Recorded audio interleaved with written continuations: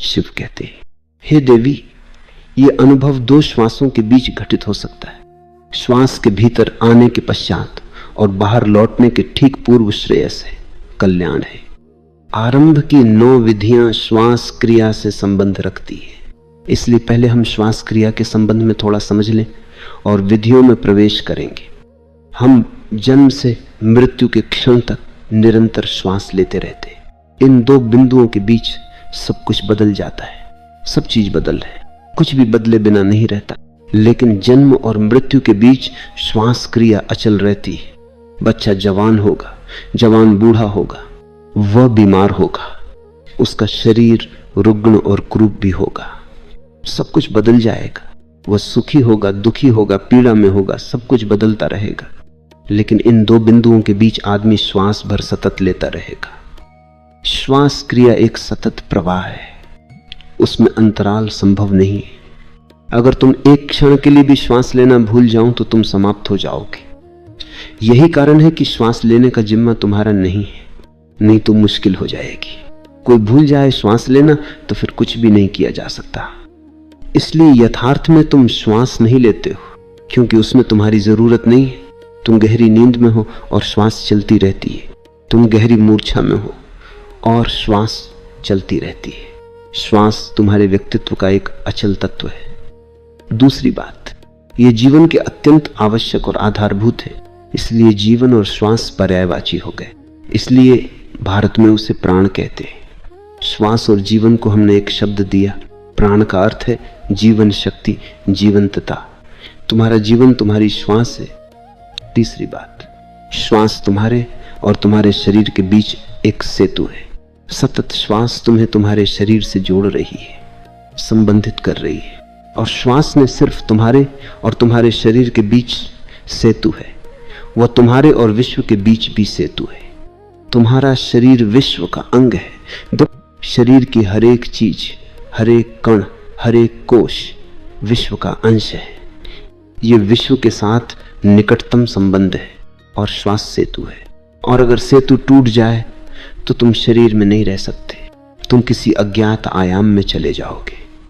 इसलिए श्वास तुम्हारे और देश काल के बीच सेतु हो जाती है। श्वास के 2 बिंदु है, 2 छोर है। एक छोर है जहां वह शरीर और विश्व को छूती है, और दूसरा वह छोर है जहां वह विश्वातीत को छूती है। और हम श्वास के एक ही हिस्से से परिचित हैं। जब वह विश्व में शरीर में गति करती है, लेकिन वह सदा ही शरीर से अशरीर में गति करती है। अगर तुम दूसरे बिंदु को, जो सेतु है, धूवर है, जान जाओ, तुम एकाएक रूपांतरित होकर एक दूसरे ही आयाम में प्रवेश कर जाओगे। लेकिन याद रखो, शिव जो कहते हैं वो योग नहीं है, वह तंत्र है। योग श्वास पर काम करता है, लेकिन योग और तंत्र के काम में बुनियादी फर्क है। योग श्वास क्रिया को व्यवस्थित करने की चेष्टा करता है। अगर तुम अपनी श्वास को व्यवस्था दो तो तुम्हारा स्वास्थ्य सुधर जाएगा। इसके रहस्यों को समझो तो तुम्हें स्वास्थ्य और दीर्घ जीवन मिलेगा। तुम ज्यादा बल, ज्यादा ओजस्वी, ज्यादा जीवंत, ज्यादा ताजा हो जाओगे। लेकिन तंत्र का इससे कुछ लेना देना नहीं है। तंत्र श्वास की व्यवस्था की चिंता नहीं करता। 3 भीतर की ओर मुड़ने के लिए वह श्वास क्रिया का उपयोग भर करता है। तंत्र में साधक को किसी विशेष ढंग की श्वास का अभ्यास नहीं करना चाहिए। कोई विशेष प्राणायाम नहीं साधना है। प्राण को लयबद्ध नहीं बनाना है। बस उसके कुछ विशेष बिंदुओं के प्रति बोधपूर्ण होना है।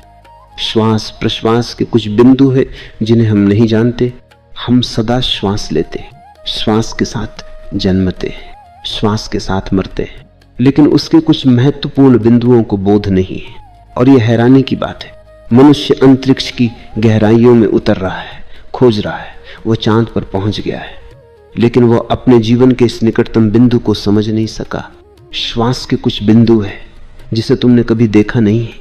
वे बिंदु द्वार है, तुम्हारे निकटतम द्वार है, जिनसे होकर तुम एक दूसरे ही संसार में, एक दूसरे ही अस्तित्व में, एक दूसरी ही चेतना में प्रवेश कर सकते हो। लेकिन वह बिंदु बहुत सूक्ष्म है। जो चीज जितनी निकट हो उतनी ही कठिन मालूम पड़ेगी। श्वास तुम्हारे इतना करीब है कि उसके बीच स्थान ही नहीं बना रहता, या इतना अल्प स्थान है कि उसे देखने के लिए बहुत सूक्ष्म दृष्टि चाहिए। तभी तुम उन बिंदुओं के प्रति बोधपूर्ण हो सकते हो। ये बिंदु इन विधियों के आधार है। शिव उत्तर में कहते, हे देवी, ये अनुभव 2 श्वासों के बीच घटित हो सकता है। श्वास के भीतर आने के पश्चात और बाहर लौटने के ठीक पूर्व श्रेयस है, कल्याण है। ये अनुभव 2 श्वासों के बीच घटित हो सकता है। जब श्वास भीतर अथवा नीचे को आती है, उसके बाद फिर श्वास के लौटने के ठीक पूर्व श्रेयस है। इन 2 बिंदुओं के बीच होशपूर्ण होने से घटना घटती है। जब तुम्हारी श्वास भीतर आए तो उसका निरीक्षण करो।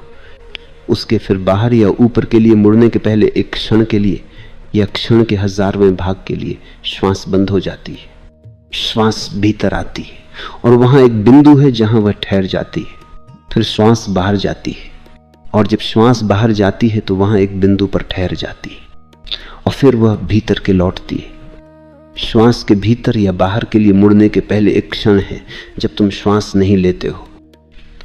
उसी क्षण में घटना घटनी संभव है, क्योंकि जब तुम श्वास नहीं लेते हो तो तुम संसार में नहीं होते हो। समझ लो कि जब तुम श्वास नहीं लेते हो तब तुम मृत हो। तुम तो हो लेकिन मृत। लेकिन यह क्षण इतना छोटा है कि तुम उसे कभी देख नहीं पाते। तंत्र के लिए प्रत्येक बहिर्गामी श्वास मृत्यु है और प्रत्येक नई श्वास पुनर्जन्म है। भीतर आने वाली श्वास पुनर्जन्म है, बाहर जाने वाली श्वास मृत्यु है। बाहर जाने वाली श्वास मृत्यु का पर्याय है, अंदर जाने वाली श्वास जीवन का। इसलिए प्रत्येक श्वास के साथ तुम मरते हो और प्रत्येक श्वास के साथ तुम जन्म लेते हो। दोनों के बीच का अंतराल बहुत क्षणिक है, लेकिन पैनी दृष्टि, शुद्ध निरीक्षण और अवधान से उसे अनुभव किया जा सकता है। और यदि तुम उस अंतराल को अनुभव कर सको तो शिव कहते हैं कि श्रेयस उपलब्ध है।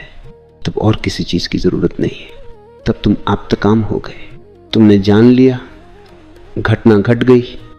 श्वास को प्रशिक्षित नहीं करना, वो जैसी है उसे वैसी ही बनी रहने देना। फिर इतनी सरल विधि क्यों? सत्य को जानने को ऐसी सरल विधि।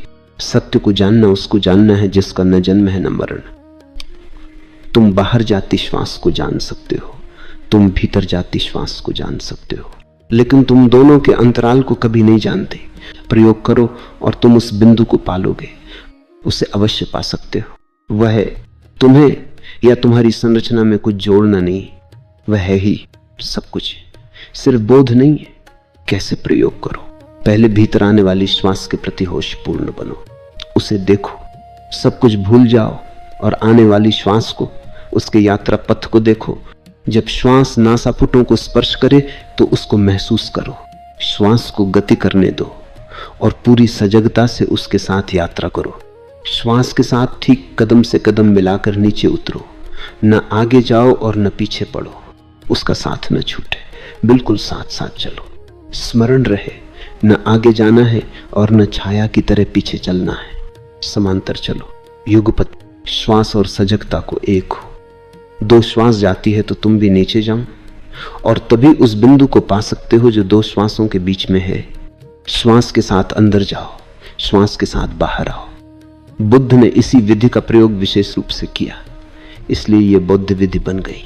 बौद्ध शब्दावली में इसे आनापानसति योग कहते हैं और स्वयं बुद्ध की आत्मोपलब्धि इस विधि पर ही आधारित थी। संसार के सभी धर्म, संसार के सभी दृष्टा किसी न किसी विधि के जरिए मंजिल पर पहुंचे और वह सब विधियां इन 112 विधियों में सम्मिलित है। ये पहली विधि बौद्ध विधि है। दुनिया इसे बौद्ध विधि के रूप में जानती है क्योंकि बुद्ध इसके द्वारा ही निर्वाण को उपलब्ध हुए थे। बुद्ध ने कहा है, अपनी श्वास प्रश्वास के प्रति सजग रहो। अंदर जाती बाहर आती श्वास के प्रति होश पूर्ण हो जाओ। बुद्ध अंतराल की चर्चा नहीं करते क्योंकि उसकी जरूरत ही नहीं है। 0 3।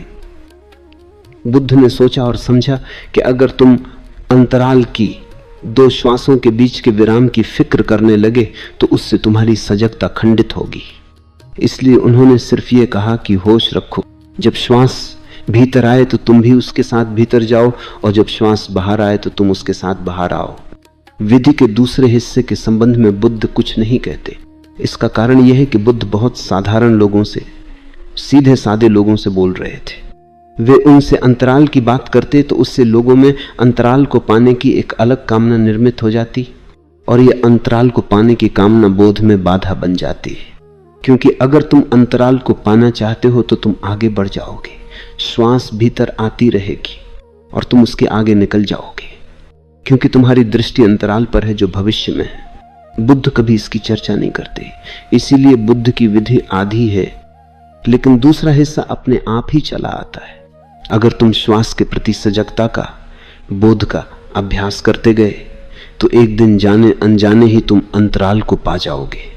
क्योंकि जैसे जैसे तुम्हारा बोध तीव्र, गहरा और सघन होगा, जैसे जैसे तुम्हारा बोध स्पष्ट आकार लेगा, जब सारा संसार भूल जाएगा, बस श्वास का आना जाना ही एकमात्र बोध रह जाएगा, तब अचानक तुम उस अंतराल को अनुभव करोगे जिसमें श्वास नहीं है। अगर तुम सूक्ष्मता से श्वास प्रश्वास के साथ यात्रा कर रहे हो तो उस स्थिति के प्रति अबोध कैसे रह सकते हो जहां श्वास नहीं है? वह क्षण आ ही जाएगा जब तुम महसूस करोगे कि अब श्वास न जाती है न आती है, श्वास क्रिया बिल्कुल ठहर गई है और उसी ठहराव में श्रेयस का वास है। ये एक विधि लाखों करोड़ों लोगों के लिए पर्याप्त है। सदियों तक समूचा एशिया इस एक विधि के साथ जिया और उसका प्रयोग करता रहा। तिब्बत, चीन, जापान, बर्मा, नेपाल और श्रीलंका, भारत को छोड़कर समस्त एशिया सदियों तक इस एक विधि का उपयोग करता रहा, और इस एक विधि के द्वारा हजारों हजारों व्यक्ति ज्ञान को उपलब्ध हुए। और ये पहली ही विधि है। दुर्भाग्य की बात कि चूंकि ये विधि बुद्ध के नाम से संबंधित हो गई, इसलिए हिंदू इस विधि से बचने की चेष्टा में लगे रहे। क्योंकि ये बौद्ध विधि के रूप में बहुत प्रसिद्ध हुई, हिंदू इसे बिल्कुल भूल गए। इतना ही नहीं, उन्होंने और एक कारण से इसकी अवहेलना की, क्योंकि शिव ने सबसे पहले इस विधि का उल्लेख किया। अनेक बौद्धों ने इस विज्ञान भैरव तंत्र के बौद्ध ग्रंथ होने का भी दावा किया। वे इसे हिंदू ग्रंथ नहीं मानते, लेकिन यह हिंदू है और न बौद्ध, और विधि मात्र विधि है। बुद्ध ने इसका उपयोग किया क्योंकि ये उपयोग के लिए मौजूद ही थी, और इस विधि के चलते बुद्ध हुए। विधि तो बुद्ध से भी पहले थी, वो मौजूद ही थी। इसको प्रयोग में लाओ। ये सरलतम विधियों में से है। अन्य विधियों की तुलना में मैं ये नहीं कहता कि ये विधि तुम्हारे लिए सरल है, अन्य विधियां अधिक कठिन होंगी। यही कारण है कि पहली विधि की तरह इसका उल्लेख हुआ है।